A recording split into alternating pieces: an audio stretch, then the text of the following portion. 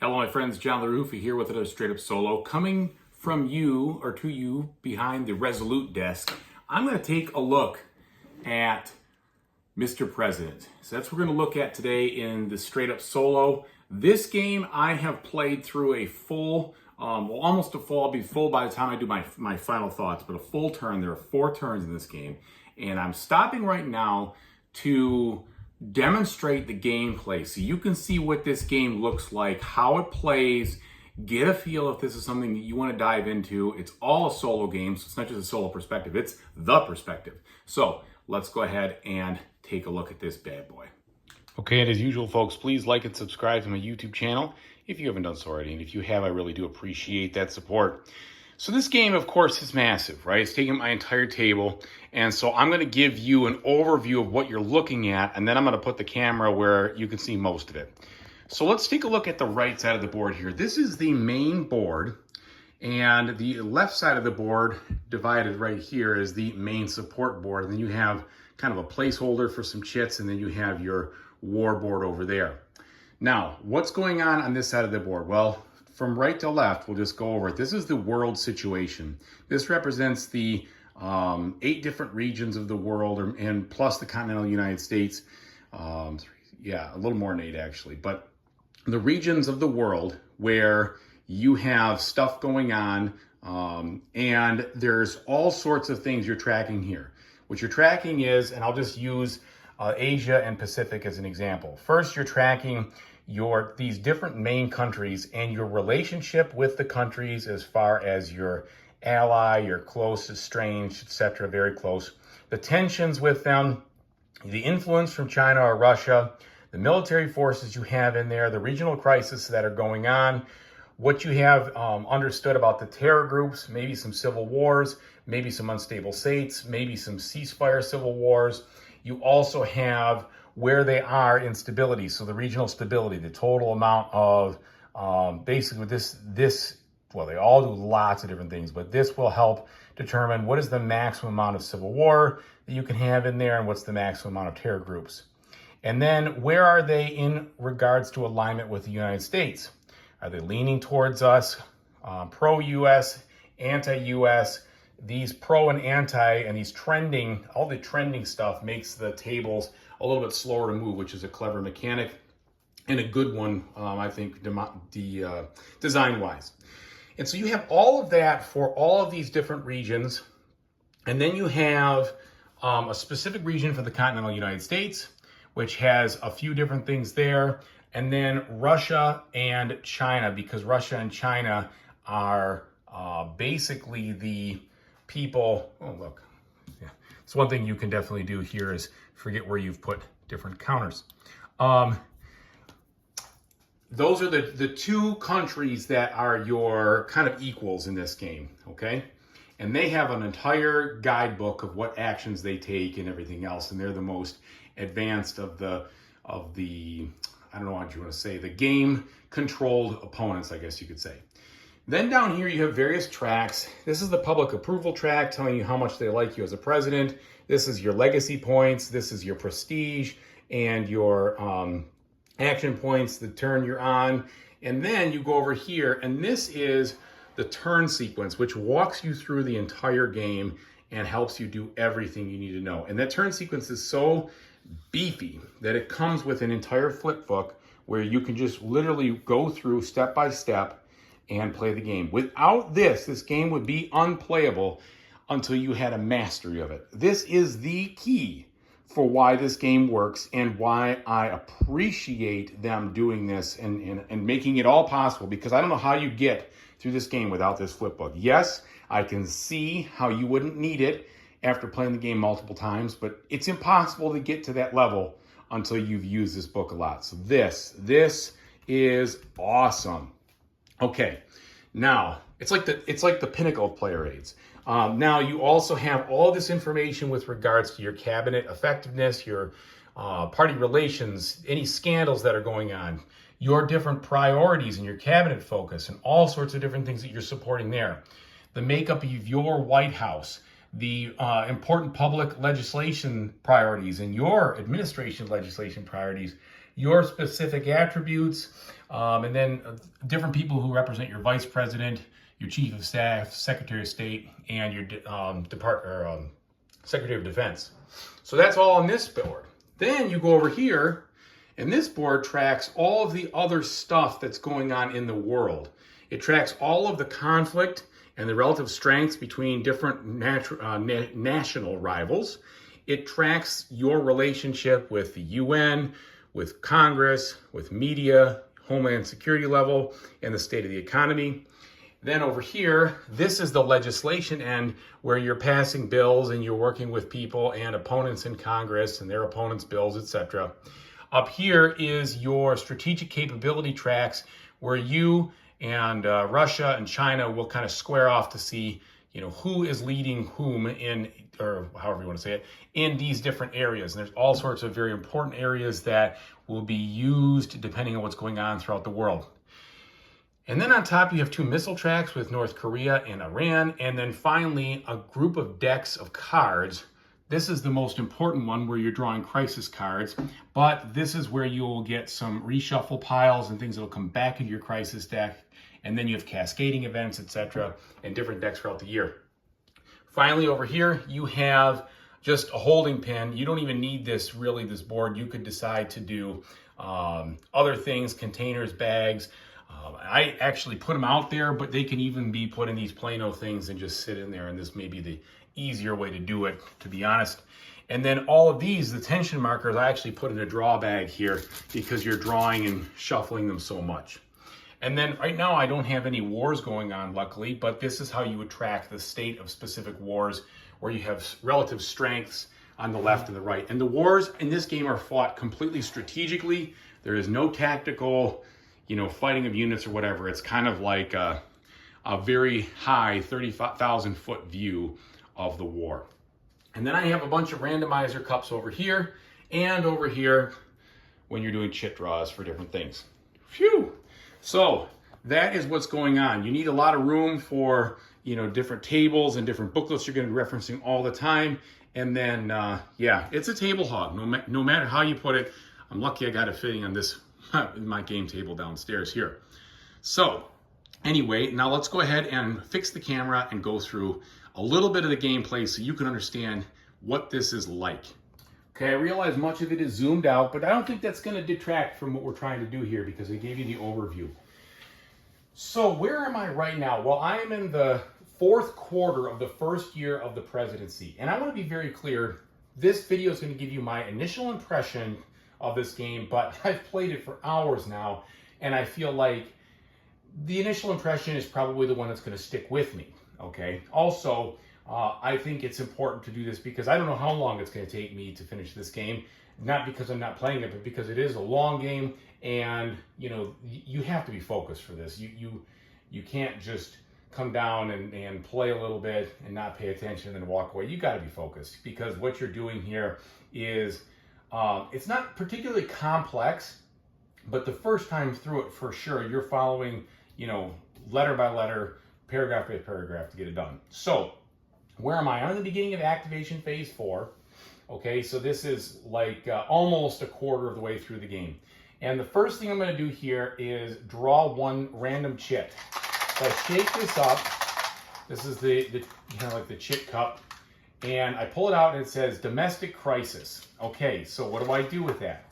Well, I put the chit on here and it has a plus, so I have to do something else coming up. I reference this amazing player aid / manual, the turn sequence flipbook, and it tells me exactly what to do. Roll a d10, refer to the reference results in the domestic crisis table on D9 in the charts, and then implement it. So you got to go to the D manual over here, which is the domestic charts. You flip open to D9. Okay, there we go. And then we go ahead, and there's no DMs here, so we just roll. We got an 8. So higher numbers are worse in this game. Lower numbers are much better. Unfortunately, 8 means a natural disaster, so I need to randomly draw and apply one natural disaster card. So this is my natural disaster deck way over here. Let's go ahead and apply it. Okay, flooding in the Northeast. So first I add 1 to my domestic crisis level. Then it says place 1 tension counter on my cabinet from 6 to 1. I've been working hard to kind of get rid of these. And here comes another one, so that's not good. That's going to slow me down in getting some bonuses and other things throughout the game.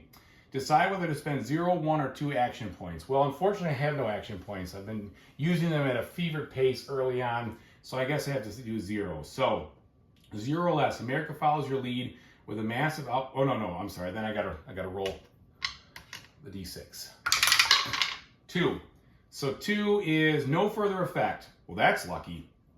So basically what could have happened here is if I had 0 or less, I may have gotten some approval. If I had 5 or more, I would have lost approval. But this is going to come up again. This is a cascading event. And so I have to put this right now in deck number 3 or number 2. So it's going to come up in the future. Okay? So that was that one. Now I have to draw again because I had a plus, like I told you. Okay, and we get draw 2 crisis cards and another plus. So we're going to go ahead and draw 2 more of those crisis cards and put them into effect.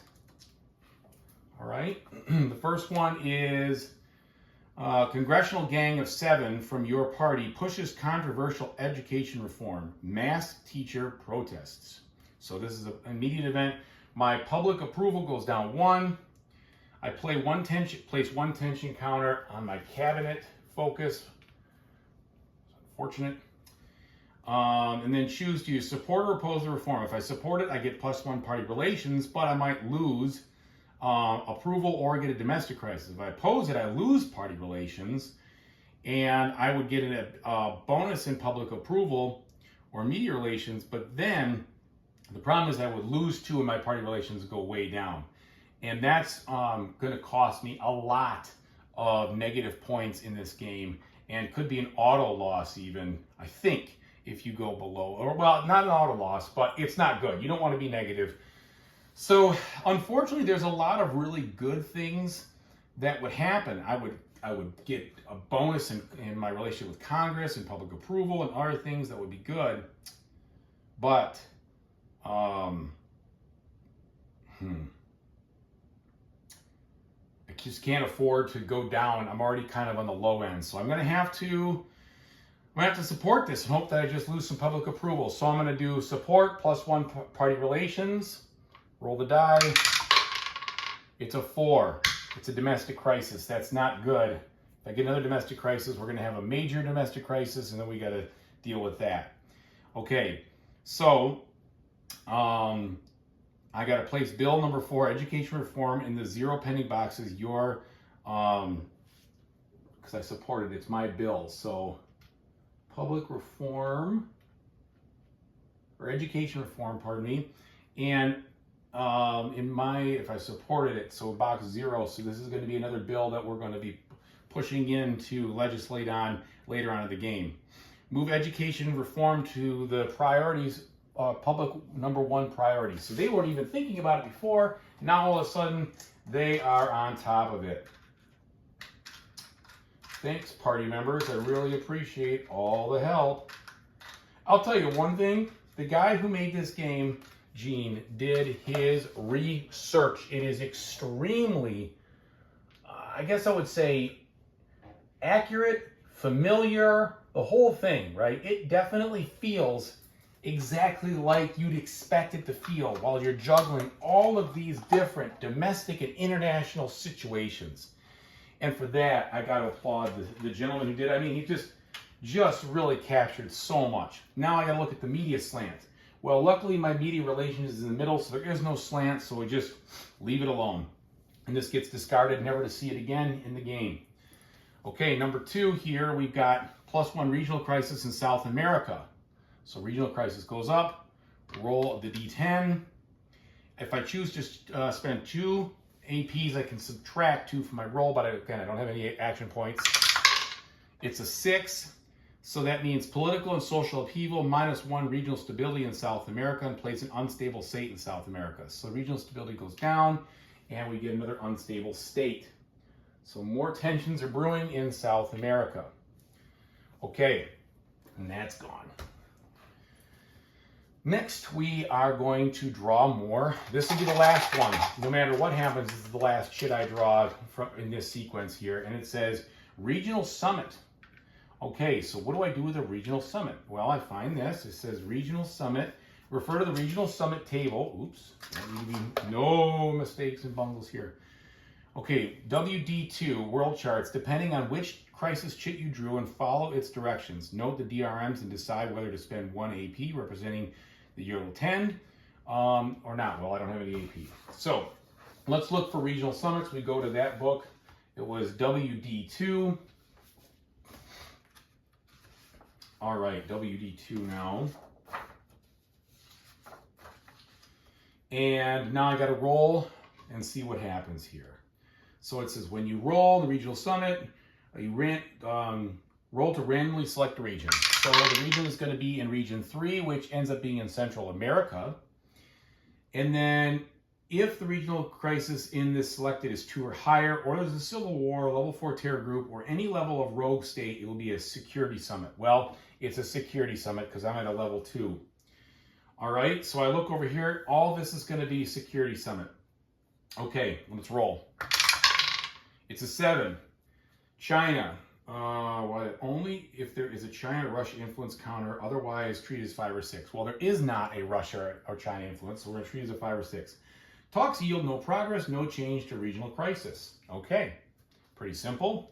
But you can see just quickly, there could have been all sorts of different things that happened right there. These charts are very good, and they impart a million different combinations of things. Just anything you could possibly think of, almost. I mean, really. Anything realistic. No science fiction stuff here. At least I haven't seen any, but just amazing amount of stuff here. Now, there were some DRMs here that I should have applied on. So, plus or minus 1 from regional alignment check above. Regional alignment was nil, so there's nothing going on there.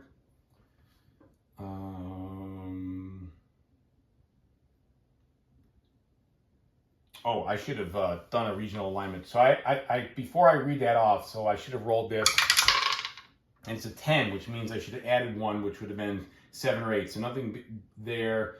There's no very close ally in that region. And then there's no bad things, and there's no influence. So yeah, we're still good. Still all set there. That was the right thing. Okay, so we're done with that section. Now I'm going to show you what it's like to actually do actions in this game. Okay, so those were some things. A lot of stuff happens in the map while you're drawing these chits to figure out what you're doing. Now let's take a look at actions. Well, it says any 3 actions, and then I do a core support check. So it will tell me what to do, and I can actually pass actions to get some of these AP points, which I'm going to do. So one of those actions I'm just not going to take because I want some ability to have at least something in the tank if I need to. So I'm going to pass. So I have 2 actions left. So I like to take my D6 and set it to 2, just saying I have 2 actions left. And then what you use is you use these 4 player aids to determine which actions you want to take. There's one for domestic master actions, front and back. There's one for presidential master actions, front and back. One for diplomatic master actions, front and back. And one for military actions, front and back. When it says any 3, you can basically use any action you want on here. These are fantastic also because they do not require you to reference anything in the rule book when playing this game. It's all right here. Huge help. And even if you have to roll on charts or whatever, it tells you which chart to use. So this game comes with a governing manual, which I did read. I've only had to reference this just a handful of times in the 3 or 4 hours I've already been playing. And when I reference it, I've been able to find exactly what I want by looking at these rules this index back here. So that's a key point I wanted to make, and I'll come back to that when I get going further. Okay, so I've got some stuff to do. Well, usually the presidential one that I found has some really powerful actions that I like to look at, and those are not always available if you can only do a certain type of action or whatever, right? But this one says any 3 actions, so I can do whatever I need to in all these different ones. And the first thing I'd like to probably do is work down my crisis level, because if that hits again, I'm in real trouble. So I'm going to look at domestic, and I'm going to probably, I'll probably take the domestic action here, and I'm going to address a domestic crisis, okay? So I'm going to make a cabinet effectiveness check, which is a 5, and then there's DRMs. If addressing domestic crisis is my number one focus, and it is, I get a -1. If I had a domestic focus attribute, which I don't, I'd get a -1. And I can also take the vice president's or the chief of staff's domestic rating, which I'll take the chief of staff because he's a -2. So that's a -3 to my roll here. So I roll it. I rolled a 6, -3 is 3. That is going to be below my 5, which I need 5 or below. So I pass. So I can decrease the domestic crisis track by 1, and I get a public approval, which is good. So take a little bit of the tension down, not tension, that's in this other game, or this game differently, but take a little bit of the heat down, I should say, on that. All right, one more action. Let's see. So I have, I'd like to try to improve my relationship with the Saudis over here and the Gulf states, because there's a lot of tension on there, and I'd like to get them close, because when they come up again, they get extra additional actions, and they can be really helpful from a joint action standpoint.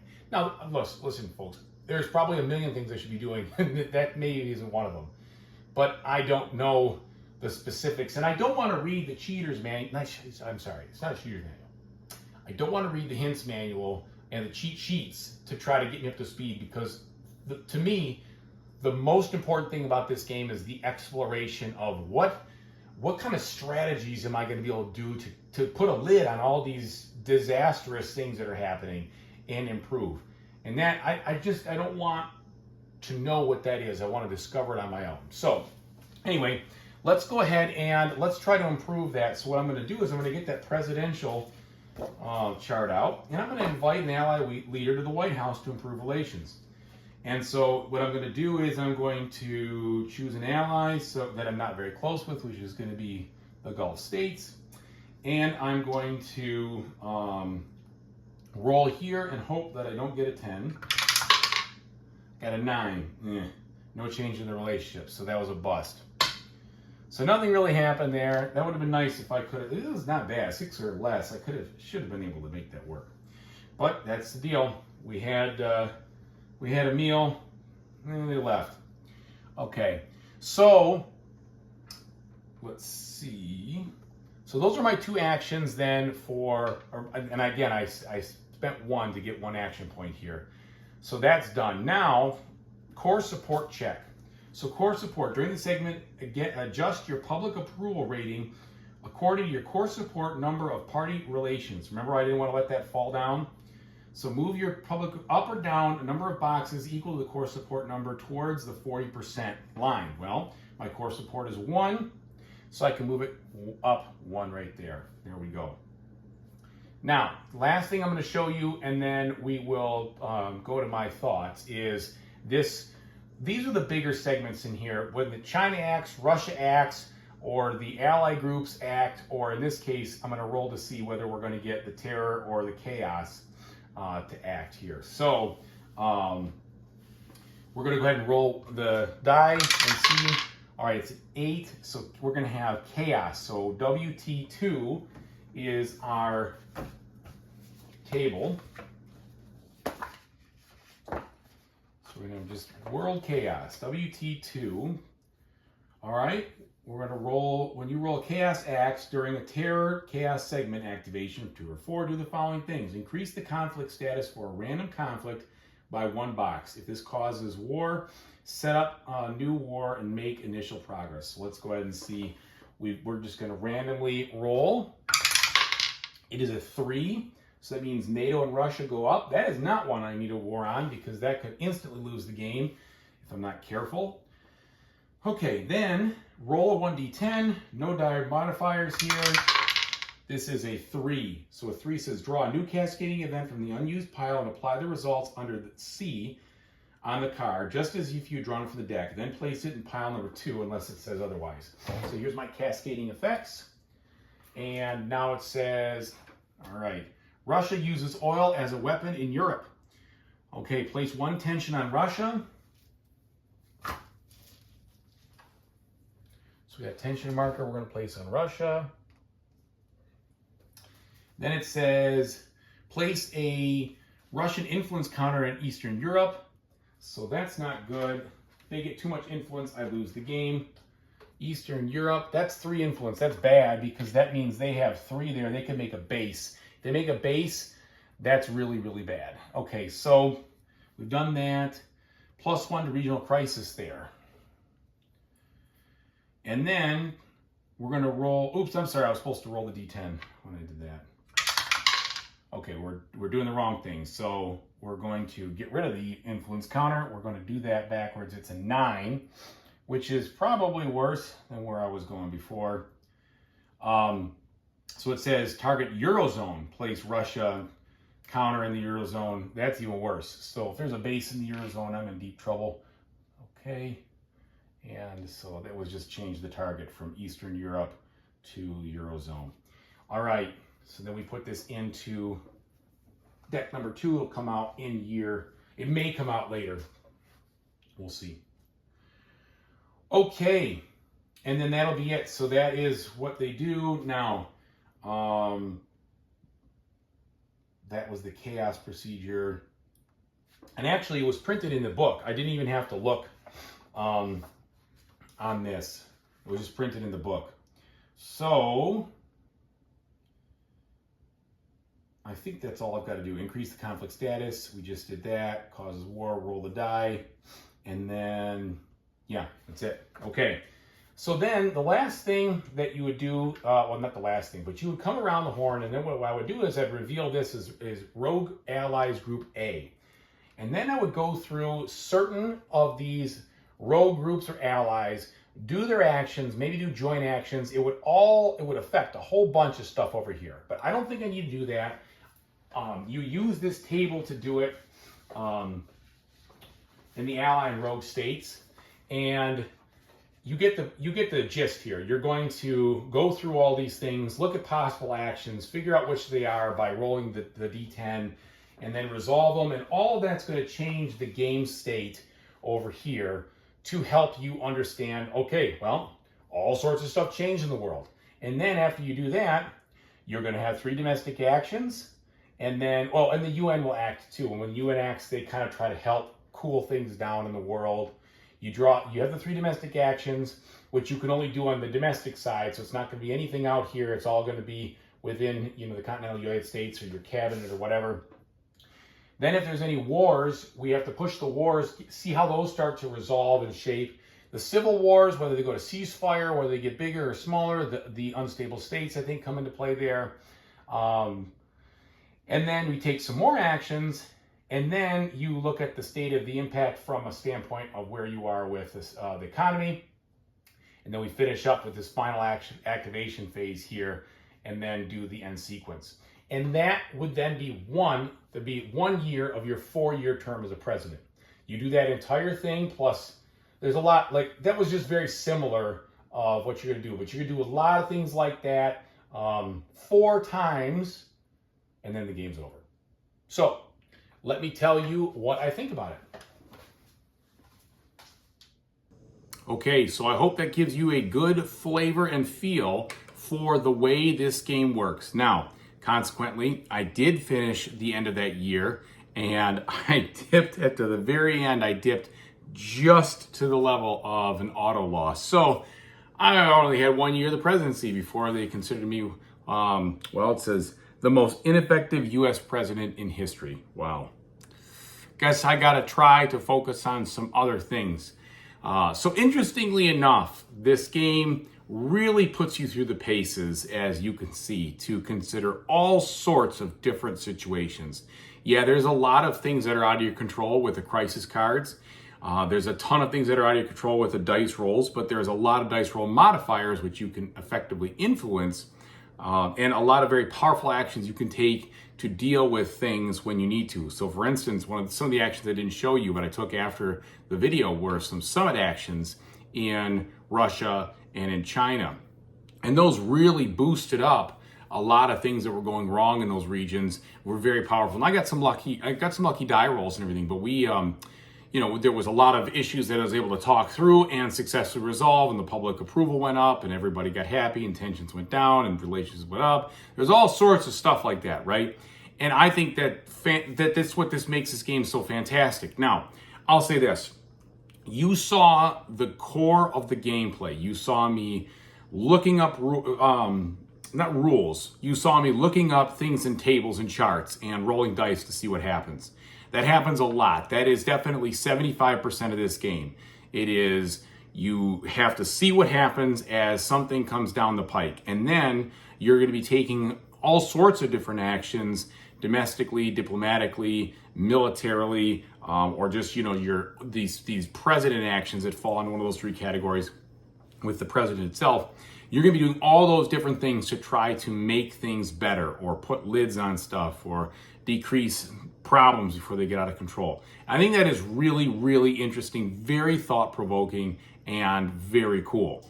But this is not a game that would appeal to everybody, because there is a ton of fiddliness and bookwork and keeping track of things and just trying to find things on the board. Once you know where they are, it's a little bit easier, but sometimes it's like, where's that track again? You have to keep yourself organized, and you have to have a large play space. But I am really, really intrigued by this game. So much so that with the auto loss, so a lot of times when I lose a coin in an auto loss, sometimes I'm like, okay, that didn't work. I'm kind of done playing anyway. We'll put it away and we'll try some other time. I've been playing this game for several, probably 5, maybe more hours, not including setup, right? Just getting through the first turn. And as soon as I hit the auto loss, I'm like, oh, I really wanted to play another turn through. I really wanted to turn things around, and I was disappointed. And that is the best thing. That means I'm not done playing this game. At a quarter of the way through, I was sad to lose. Now, maybe 3/4 of the way through, I think I'd still be sad, because I'd be like, oh, I was so close, all that effort, and then I just bungled it at the end. But this is just a unique experience in and of itself, and one that is extremely well thought out and well done. And I'll say a couple things. Number one, the fact that they printed this turn sequence flipbook was just magnificent. This is the best thing I've ever seen from a game of this breadth and all things that are going on with it. I would not say this game is ultimately that complex because of this turn book, because that everything's in the charts. You're basically doing a lot of looking up of what's going on, and then what you have to do is you have to keep in mind, or just search through the player aids, which are fantastic. What do I want to do? What should I focus on? Obviously, I said I want to find the strategies myself. I could have read the hints book and try to get an idea of what's a problem. Don't let this happen. Don't go too low on these things. And maybe that would have prevented the auto loss at the very end of the first year. But I don't want to do that. I really want to discover it for myself. Now I know, and I'm not going to reveal what really happened, because I don't want people to get the tip off if they don't want to. But I know what to not let happen next time, because certain things that I didn't really realize would be so punitive really undercut me at the end. Some things are obvious, but some things in this case was not obvious. Didn't realize it. Second of all, this game takes a ton of information and makes it all functional, which is still amazing. I mean, yes, it is a huge board with tons of stuff going on, with lots of shit all over the place. But we need to find information. You can find it pretty quickly, readily available. You know where to look. You know what charts to look at. You know what, it's all labeled really well. These player aids are fantastic. They tell you exactly what to do. There is no reason to have to review the rules unless you're really unsure of something, because it's all here. And like I said, I've never played a game like this where I didn't actually have to read the main reference rule book. Usually I have to read it from GMT, right? Here you don't have to at all. Now, I think it is helpful. I will say this. I felt much more comfortable getting the game because I read the entire thing first, even quickly, just so I knew generally what was going on. You could fumble through the turn sequence without doing that and just follow the instructions, but it would be like going through with your eyes squinting and one of them completely closed, because you just wouldn't have any idea all these things, what they mean.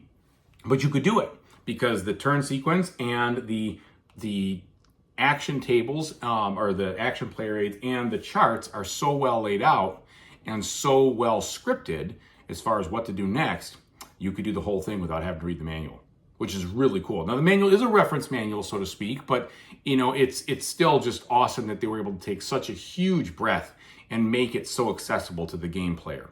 And so congratulations, Gene, on that design. That's fantastic, because I don't know how you would have done it. I mean, this game would have been just too complex and too unplayable likewise. And I hope that people who want to make games like this in this kind of complexity learn heavily from that. And it just makes it so you can actually get into the game and see what you're doing. I think that this is a masterful effort.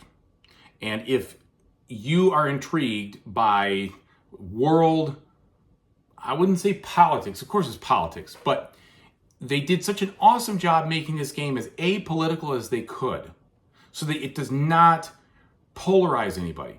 Even in the way that they talked about the presidential rating, any president before or after 1960 is not even mentioned, because the rating would be too controversial, too political, which I think is great. I think that was a very brilliant idea. And so you look at these presidents, and history has had enough time to say, yeah, these guys are on the bottom, these guys are on the top. That makes sense. I can see where that goes. So I am very much looking forward to continuing to play this game, really continuing to play this game. I probably won't even unset it up. I'll just reset it. And so the game itself has a sandbox mode, which was what I was playing. But then there are scenarios for each of the time periods between 2001 and 2020, as far as the different types of historical scenarios you want to put into that, so that you get a feel for what did George W. Bush have to deal with, what did Barack Obama have to deal with, etc., and see if you could do it better. I'm certainly going to do more sandbox modes because I need to do everything better. But also, the sandbox shouldn't be considered as a completely random and watered down experience. By no means. It's definitely, I felt like it could have been any time in the last 20 years, all the things that were happening. And the game does such a good job by not making it seem too random. Okay, so these events come up, but some of those charts, as they're trending charts, they can't wildly swing from one spot to another. They just trend one way or another. And that's good, because if they swung all over the place, it would just be too out of control. Some of them, though, like regional stability, can go down pretty fast. The regional crisis level can go up pretty fast. So things can get hot pretty quickly.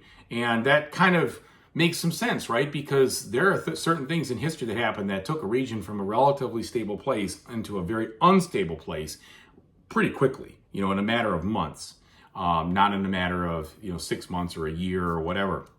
And so I think the game captures that really well. I really appreciate and enjoy this game. I think this is a masterful effort. I was very hesitant to pick it up because I was worried that it was going to be too much of a slog. I kept asking people on Facebook and others when they posted it, is it fun? Is it fun? Is it fun? I can tell you it is absolutely fun if you are intrigued by this stuff.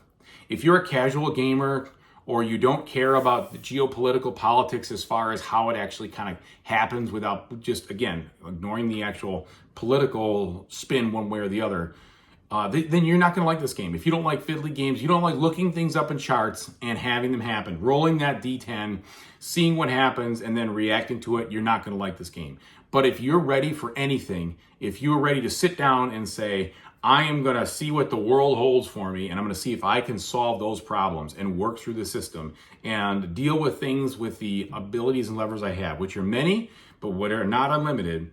And you never have enough time to get it all done, and things are going to boil over here. And if you like that feel, this game is fantastic. It really is. And I'll say one more thing. Unlike other solo games, and I'll just use like Pandemic series or whatever, where all these, basically everything is always happening bad to you and this and that. This game does not do that. This game has some positive things that are very realistic in how they are put together too. I mean, the UN is trying to stabilize things. Each of these regions are trying to stabilize things. When you go to summits and you try to make it better, they're trying to make it better. It's not like it's you versus the world.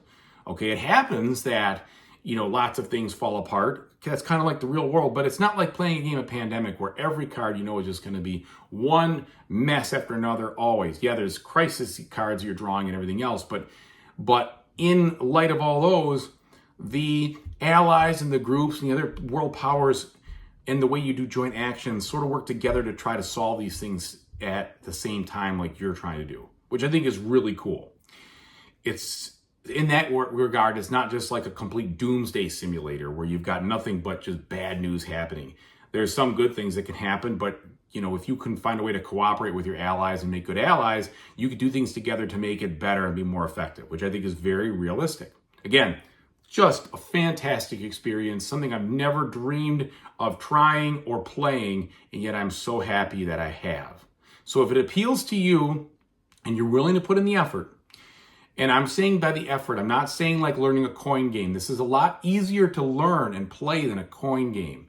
It's a lot easier. You're not doing a lot of if, thens, that's. These charts are specific.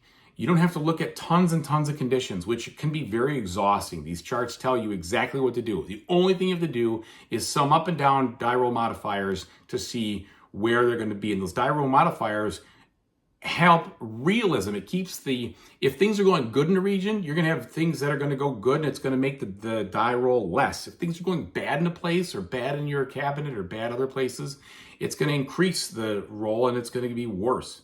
Those all add what I would say realism to the randomness to make it a little bit better. It's not just, oh, here's what happens. It's just pulling things out of a hat. That is not the way it goes. So your actions do have consequences. Playing better, I can see, would definitely have a better effect, and focusing on what you could do to make it a more stable situation will definitely play out. By the way, I was playing on normal, so even though I lost my first year, at least I was playing on normal, not easy. So I'll give myself that little bit of a break. But regardless, it was a fantastic experience, and I hope that this video really helped you figure out if it is for you or against you, because it won't be for everybody. Some people might think this is extremely boring to look up all these things in charts, extremely boring to, go through this slog of all this stuff and draw chits and do this. But I find it very, very fascinating. So thank you so much for watching. I really appreciate it. Whatever you decide to do in the future, I really hope you have a fantastic time doing it. Take it easy, everybody.